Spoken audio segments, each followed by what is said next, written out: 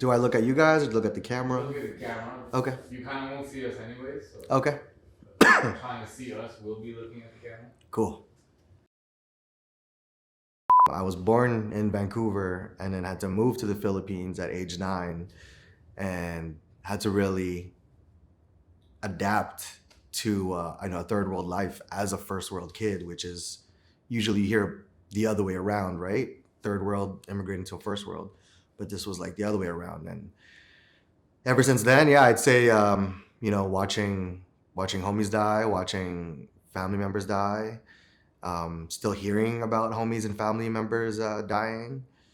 And then, COVID hit, and COVID hit the Philippines pretty bad, as it did other places. And I wouldn't say COVID was a big role in terms of like death in the last few years. It was mainly, yeah, I would say still that gang life. And, it's a weird mind fuck when you live on this side of the world and, we're worrying about toilet paper. I feel like ever since I moved to the Philippines, I was robbed of a childhood. Moving to a place like that as a kid, from here, all I knew was Saturday morning cartoons, riding your bike to the park, playing Pogs. It was quite the shift moving there, and you got to learn how to protect yourself on the streets. You're trying to figure out which groups that make sense to you. I felt like I had to grow up so fast, but I saw my first death at age 10. One of my friends getting stabbed right in front of me to death, and that's when I knew I didn't feel like a kid anymore. My dad passed away when I was 14. I had already moved back here when he passed away. He was shot to death. And then that was just another version of, okay, I have to grow up faster again and take care of younger siblings and try to find, myself as a person, as a teenager, as an older brother, now as like a parent kind of thing.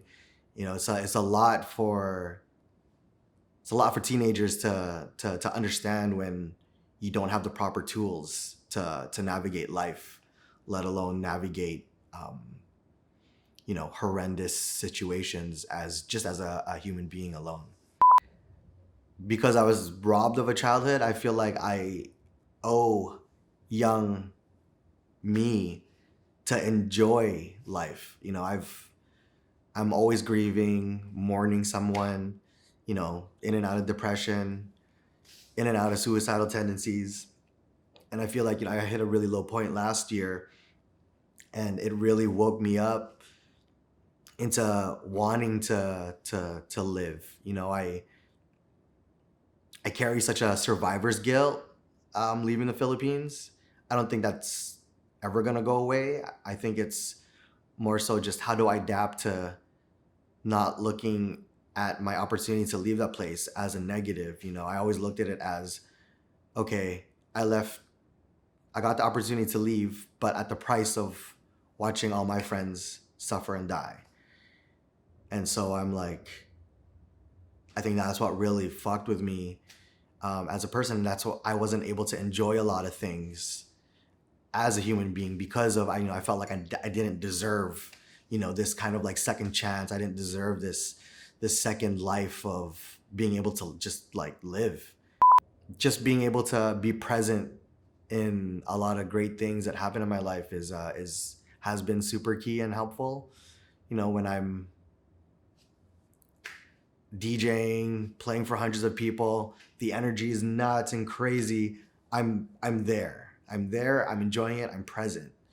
And then if, when I'm at home and I'm depressed and I'm, in the dark, crying to my pillow, high as fuck, then I'm going to be in the dark, crying to my pillow, high as fuck. And I feel like compartmentalizing my moments of being present has been really detrimental to my healing as a person, and to me even just being present, not only with the things that I love to do and the things that make me feel happy, but just being present with myself, because I don't think I've ever been present with myself up until DJing.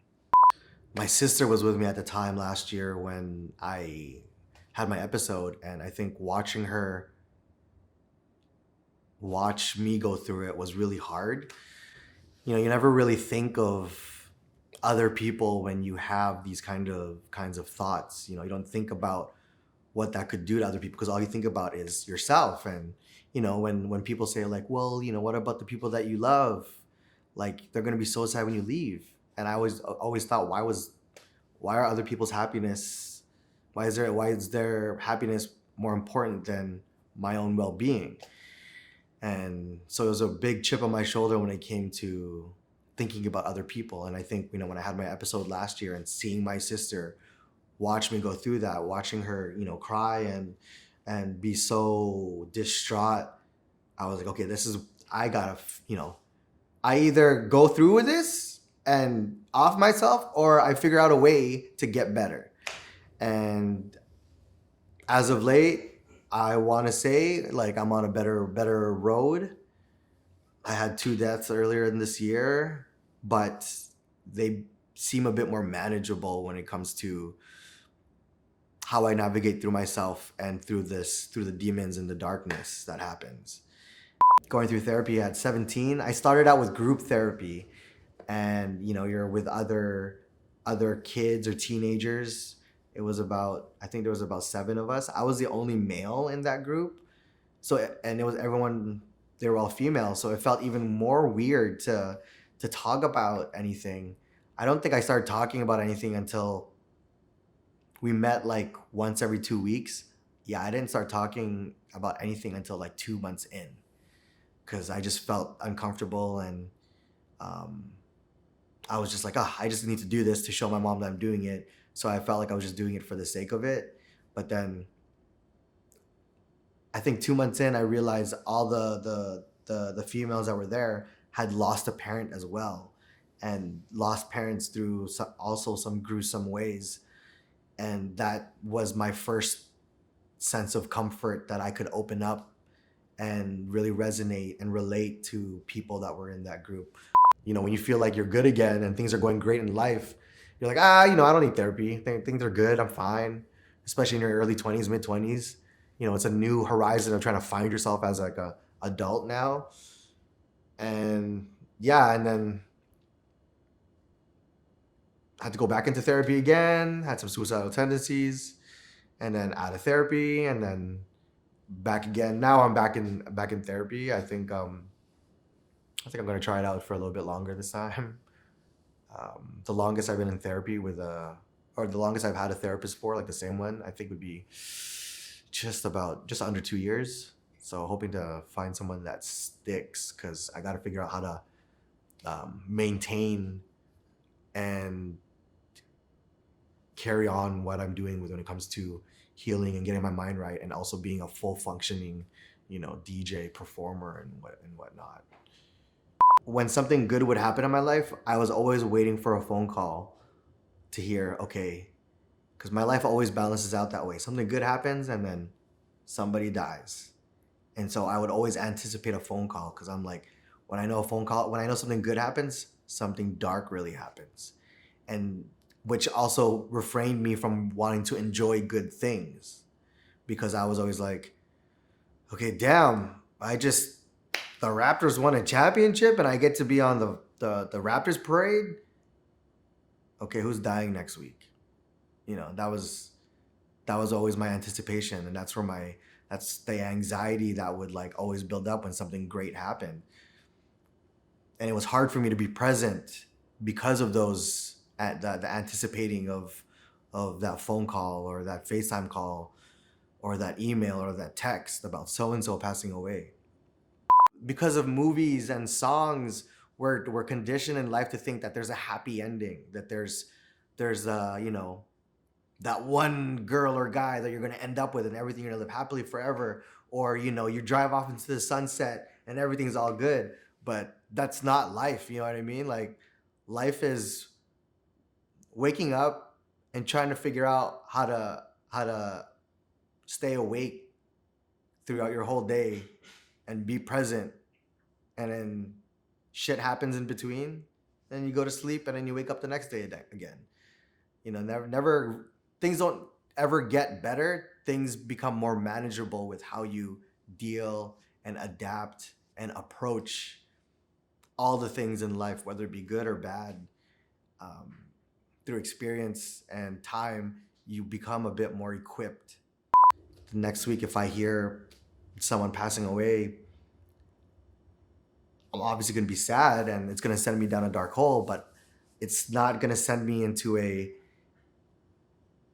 deeper hole that is this pond of depression and suicidal tendencies and survivor's guilt and thinking I don't deserve all these great things, I should die like the rest of my friends. Yeah, I think being present with myself and with my emotions help make things a bit more manageable and more honed in when those times come, both good and bad. I always tell people, like, as DJs, especially in the genres that we do for parties, we're all playing the same music, technically, to a certain extent, but it's how we play the music that sets all of us apart. It's when we play the songs throughout the night that sets all of us apart. And when you're sober on antidepressants and anxious, I was like, there's one point where I was just like, okay, I'm fucking chill right now. I think I want everyone else to be chill, but that's not the vibe. So I feel like, as I don't want to admit this, but I guess I have to admit it, is the alcohol gets me to where I need to be when it comes to being activated.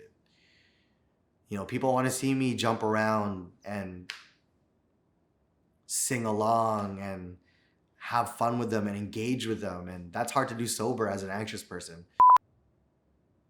Be more kind to yourself and patient, especially as, like, as young kids or teenagers.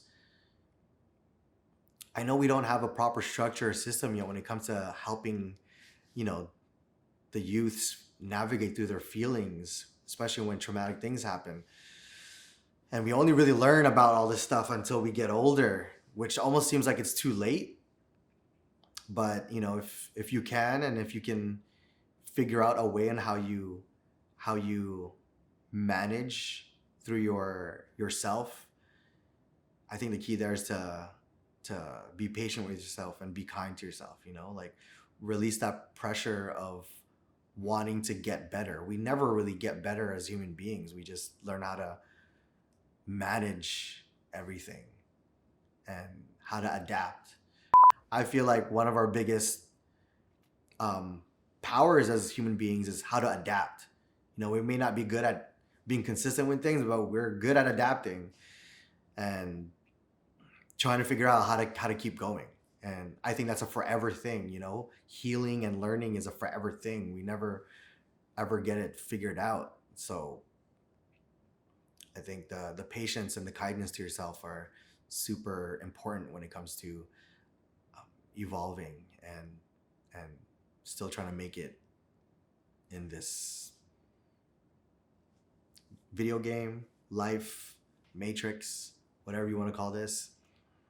Yeah, I think pat yourself on the back and say everything's going to be all right, because you only have yourself to give yourself that.